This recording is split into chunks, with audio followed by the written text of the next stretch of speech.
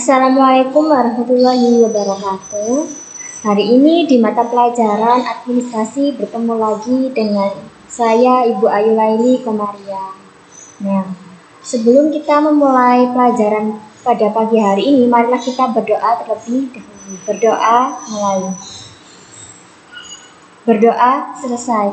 Kemudian jangan lupa kalian mengisi daftar hadir online yang telah di-share di grup kelas masing-masing. Nah, sudah siapkah kalian mengikuti pelajaran hari ini? Ya, Ibu harap kalian siap semuanya. Nah, hari ini melanjutkan materi. Kemarin kan telah mempelajari materi tentang office layout atau tata ruang kantor. Nah, hari ini kita akan mempelajari tentang KD 3.10, yaitu menerapkan komunikasi di tempat kerja. Nah, tujuan pembelajaran siswa dapat yang pertama, mengidentifikasi mengenai pengertian komunikasi di tempat kerja dengan tepat.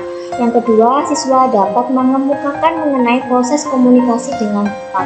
Yang ketiga, siswa dapat menguraikan mengenai unsur-unsur komunikasi dengan tepat. Yang keempat, siswa dapat mengimplementasikan mengenai etika komunikasi dengan tepat. Yang kelima, siswa dapat melakukan praktik komunikasi dengan tepat. Yang keenam, siswa dapat melakukan cara menerima tamu dengan tepat. Yang ketujuh, siswa dapat melakukan praktik penanganan telepon kantor dengan tepat. Nah, selanjutnya, apa sih komunikasi itu? Nah, komunikasi terbagi menjadi dua, ada yang secara sempit dan secara luas. Secara sempit diartikan sebagai proses pengiriman informasi dari satu pihak ke pihak yang lain. Jadi, kalau komunikasi itu ini ya, terjadi antara satu atau dengan dua orang atau lebih.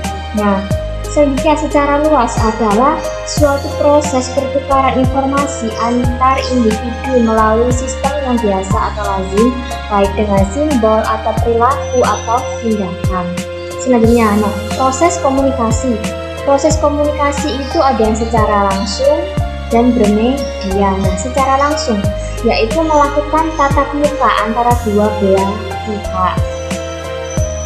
Nah, sedangkan yang bermedia yaitu menggunakan media untuk mengirim dan menerima sebuah pesan. Nah, media di sini bisa menggunakan ini ya, seperti alat komunikasi, yaitu menggunakan bisa telepon ataupun handphone ataupun media komunikasi yang lainnya. Dalam perkantoran, proses komunikasi diartikan sebagai ini ya, mulai dari komunikator.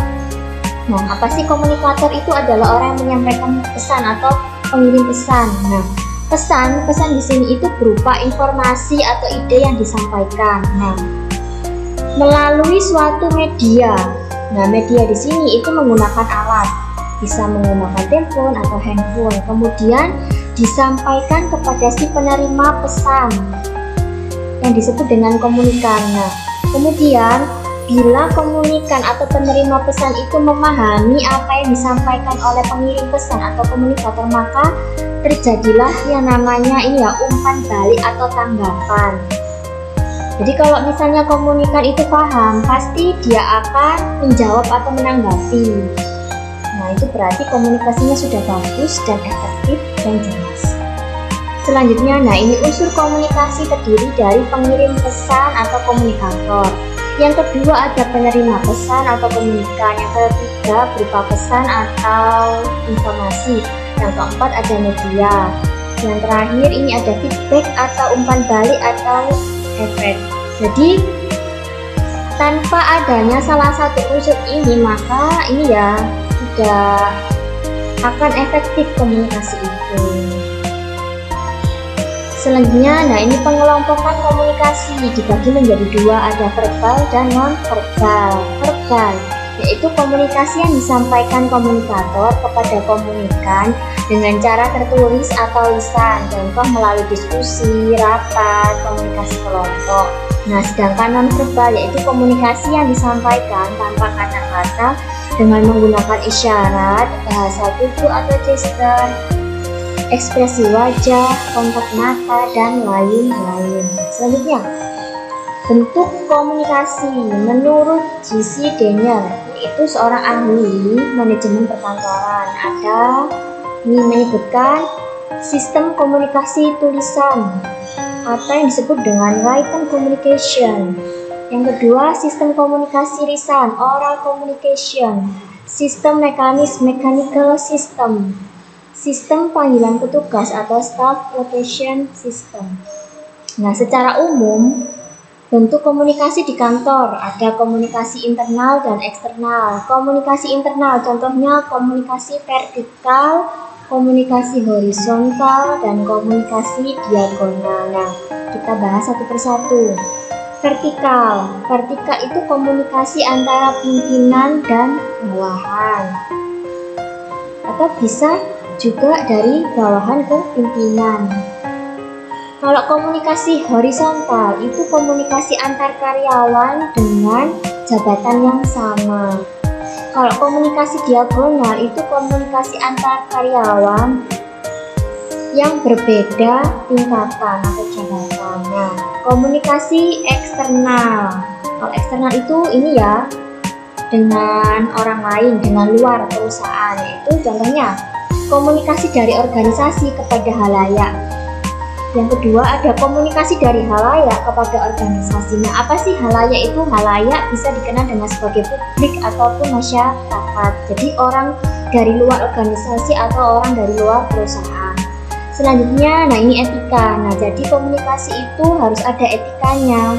Jadi nggak bisa asal berkomunikasi. Nah, etika komunikasi adalah penyampaian pesan atau berita antara komunikator dan komunikan dengan memperhatikan perilaku, sikap yang baik dan yang tidak baik untuk dilakukan ketika berkomunikasi.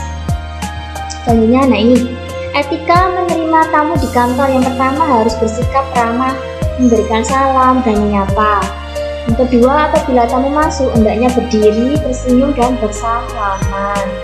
Yang ketiga, tanyakanlah maksud kedatangannya dan berikan informasi yang sejelas-jelasnya. Yang keempat, apabila sudah berjanji harus tepat waktu, dan apabila dinas di luar kantor harus memberitahu dan minta maaf untuk datang terlambat. Nah, jika misalnya dinas di luar kantor itu untuk beberapa hari ke depan, maka bisa ini diagendakan lagi dengan ini ya, perjanjian untuk bisa ini bertemu kembali di waktu yang telah disepakati. Yang kelima, bila pejabat yang diinginkan tamu tidak ada di tempat, usahakan agar tamu meninggalkan pesan.